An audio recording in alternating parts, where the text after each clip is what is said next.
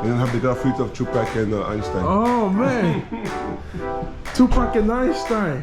Look at my beer. Nice. Wow.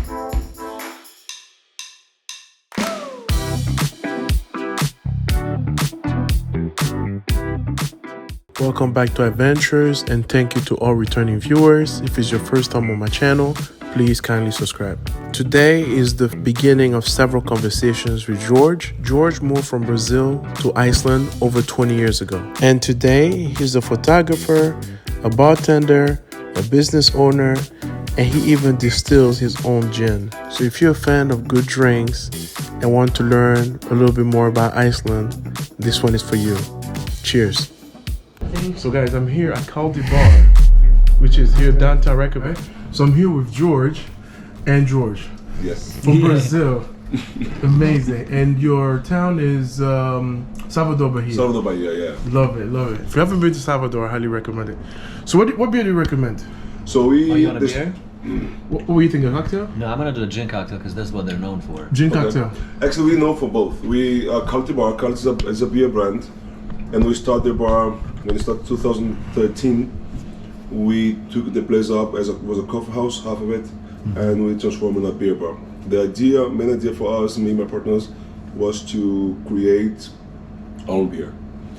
And we found Kaldi up to the north. So that Kaldi was just like a family in a small village with like, they say that's 100 people, but I never count more than 40. There's two families over there, and then one that work in the fishery, and then another one who work and make beers. Nice. And we took them. They could not put the beers in the bars because everybody have contracts. Yes.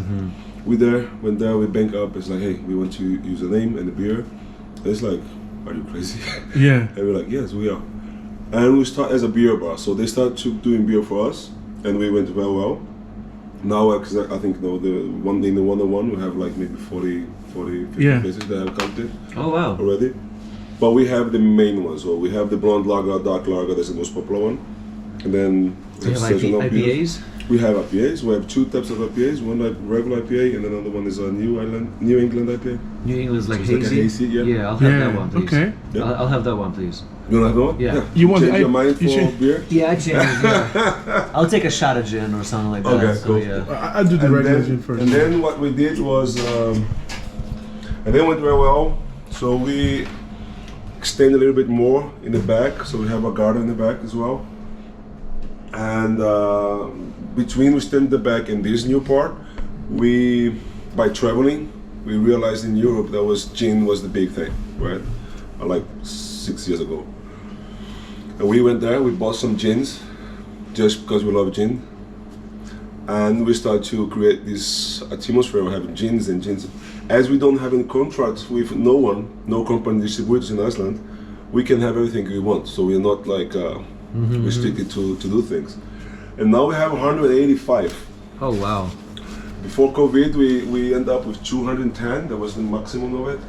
And in a year or so, each 2 months, we have like 5 to 6 new gins.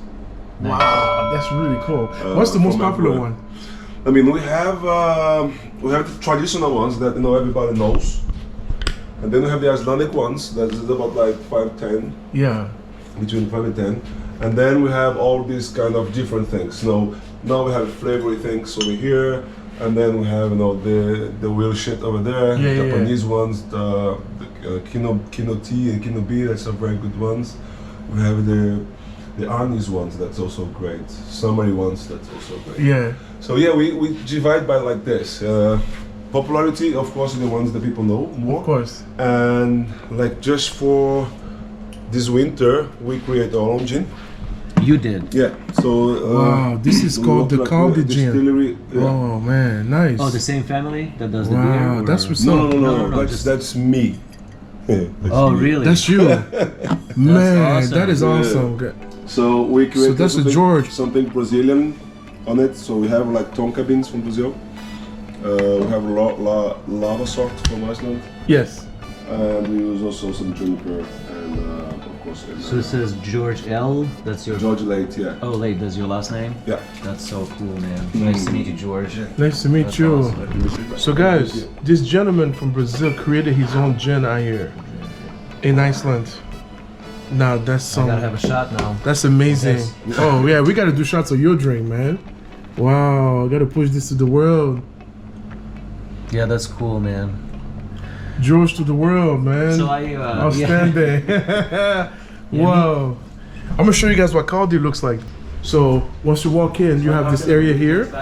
This is the bar area, located right here. If you step outside, that's the busiest street on that section right there.